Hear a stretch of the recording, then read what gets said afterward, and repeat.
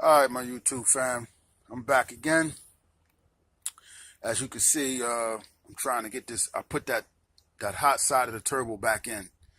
Um, I ain't gonna lie to you. I got a little frustrated yesterday. Last night, I was trying to work on it, and it was getting on my damn nerves. But in any event, um, I got it back. I got it back in there. Now I'm gonna just tell you some of the really quick, some of the things that I've encountered that was a little troublesome is the word I'm gonna use. So you see that I don't know what you call those clamps, but anyway, those clamps right there, I don't know what the hell you call them, but anyway, I'm gonna just call it a clamp. So what you're gonna have to do is, if you take this out, first and foremost, if you take it out, yeah, I did half-ass spray it down a little bit, make it look better, kind of cleaned it off a little bit. Look better than it did. I can probably spread it a little bit more over in that corner. But any event, when you put those clamps on, it's better to take that little elbow part right there. Let me see if I can take the elbow, connect it to the back of the hot side of the turbo first. Put that clamp on, because if you don't, it's going to be really hard for you to try to put the turbo on to that elbow that's already on. I found that out yesterday, if you understand what I'm saying. So there's a section, can I get in there? Yeah, you can see it right there. Let me see, point to it. Right here where my finger's at. Okay, there's a clamp that goes on there. And like I said, you want to put that on first if you happen to take it all out like that. Put that on first. And that damn little turbo is heavy. You know, especially when you're trying to maneuver it in there by yourself. It's heavy. It's heavy as I don't know what. But anyway, so put that on first, and then mount this part where my hand is at. If you can see it. Yeah. Put that on. Put that clamp on, and then put that piece on. Put this elbow here. Put that on. And it goes on a lot better. Now, that's one thing. So I had to find that out the hard way. Two, where was I? The turbo oil feed line that goes back into the motor, for the most part. I put a new one on, didn't have to, didn't see any cracks in the old one, but it looked like it might have been leaking from somewhere. And I'm guessing, if I could zoom in, hold on.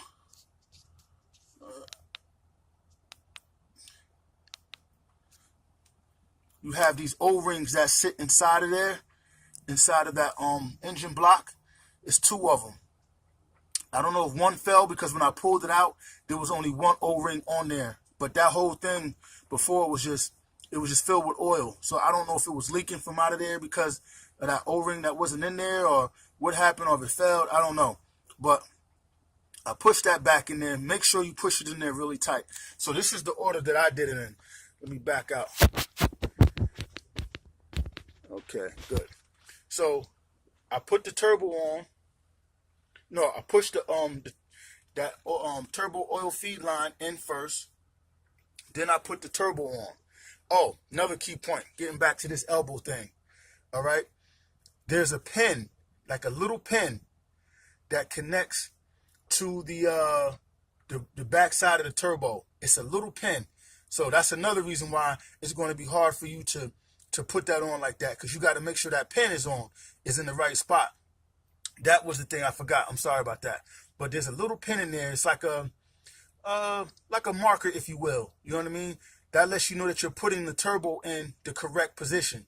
Because if you don't have that pin, if that pin is not locked in, it's not going to go in the correct position. So that's what I learned. So that all set me up to where the turbo is sitting at right now, to where it fell in line. But once I pushed that turbo oil feed line in, it fell right into place. It just took some maneuvering to get that oil line connected underneath. So I pushed that oil line in first, put the turbo in second, and then I connected the two 10mm bolts from that oil feed line to the underside of that turbo. Let me see if I can get it better.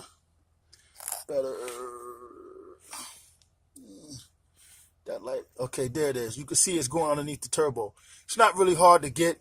it will take a little time, a little patience, but you can get it. And then that worked out. Make sure you put the gasket in there and it's set and it's situated. Second, this is what really frustrated me. Okay, I ain't gonna lie.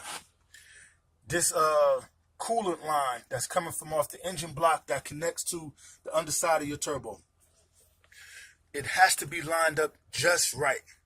If it's not, you're gonna run into some problems. I ain't gonna lie. Maybe it's just me. Maybe my hands wasn't working yesterday or whatever. I grew impatient. It's about an hour and a half I took fumbling with that shit until today. And I'm gonna tell you the trick to that is, pull this turbo, pull that whole unit with that down pipe, pull it forward. It'll come forward just a little bit. You only need like I don't even know, maybe a quarter of an inch. But that quarter of an inch makes all the difference. I was able to get that sucker in here this morning in 5 minutes. So I'm hoping that this helps somebody so that way you can bypass all that in case this is take some patience messing with these trucks and whatever the case may be, and troubleshooting things as you go along. Because like I said, I'm just here to make the video so that I can show you the troublesome areas. Some people can probably maneuver past them real quick. Some people be like, man, I'm struggling, and give up. Don't give up. I'm just trying to give you little tips and tricks on how you can maneuver that in there. And like I said, I'm not a mechanic or anything like that, but I can, wrench on my stuff a little bit, which is what I'm doing. And like I said, I'm going to, listen, before I take it to the dealership, I'm going to put that money in my pocket best I can, save some money like we all want to do. Okay, so that's the task for the day, is to get this turbo mounted up.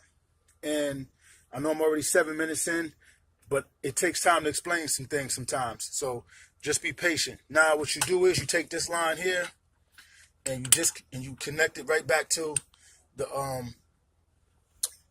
I guess it's like your oil line, because it connects right into your oil line where your filter's at. So, all right, my YouTube fam, so far so good.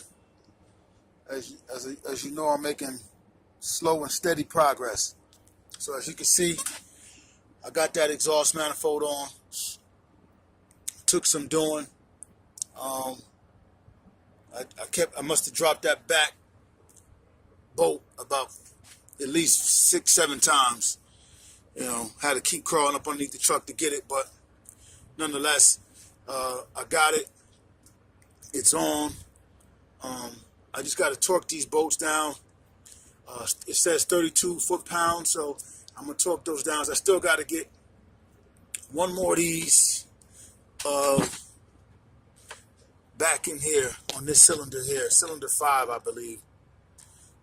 It's a little tough to get. I think I'm going to have to crawl up underneath the back, come up underneath the back of that turbo and put that on. I'm going to try that. There's also one more of these nuts I got to get on that goes on the flange. It's only 3 of them. 1, 2 over here, and then there's 1 back up underneath that corner I got to get on. And then that'll be that, man. I mean, so far so good. Let me just give you a recap. This is it's a BD diesel exhaust performance. That's where I bought it from. I think this is a Pulse manifold. I gotta check back and look to see exactly what it is. I can't remember a damn thing. So you can hold me accountable, don't hold me accountable, it's all good. But so these block off plates that you see here, that's replacing that EGR cooler that was sitting up there, if you remember. So what I did was, like I told you in the previous video, I did not buy the EGR block off kit. I didn't buy it because it's like $130-$140 bucks, and for me it just defeated the purpose of buying it, being that I was going to get that Banks monster intake horn, or whatever you want, or just call it intake, whatever it is. So many different names, but so I didn't get it. So I bought these 2 block off plates. They fit really, really well off of eBay. Got them for 20 bucks. And I initially thought I had to make my own gasket for these 2 plates. One here, and you can see that, yeah, right there in the back. So I thought I had to make my own gasket, so I spent $25 at this imitation Napa store, or whatever. And that was a waste of $25 because I didn't even check. They came with 2 gaskets for that. I should have checked it. I didn't. That's my bad. I'm going to see if I can take it back because I didn't use it to get my $25 back. But any event, overall, man, everything is going good. The turbo's back in, like I said. Got that back in. Got everything tightened up. Got the lines. Still got to put this this cooler line back on, which is not really that big of a deal. Want to bought some new copper washers for that because the other ones were looking a little not so good. What else? Oh, put that oil filter on. Got a new one.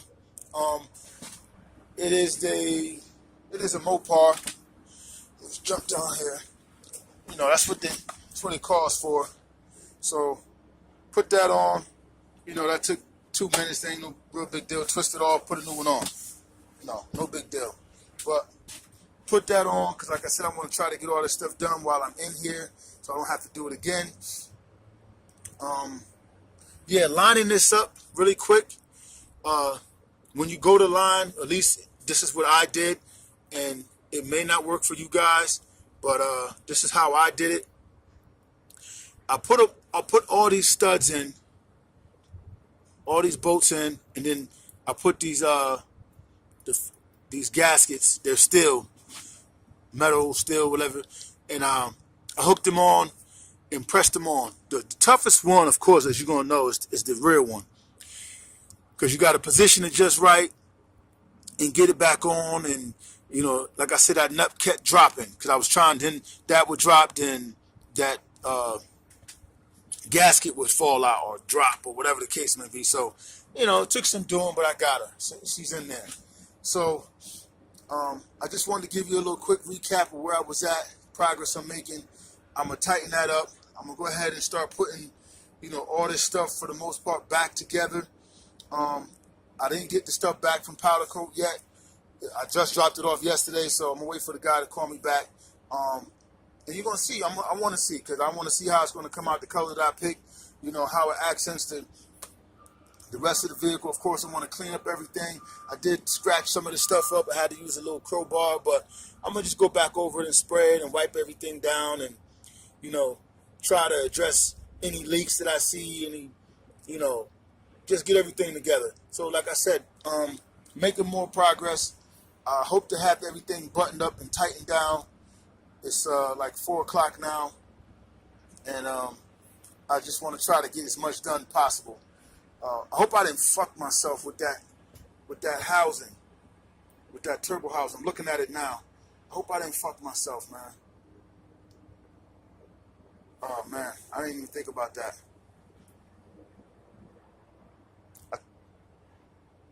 I don't know.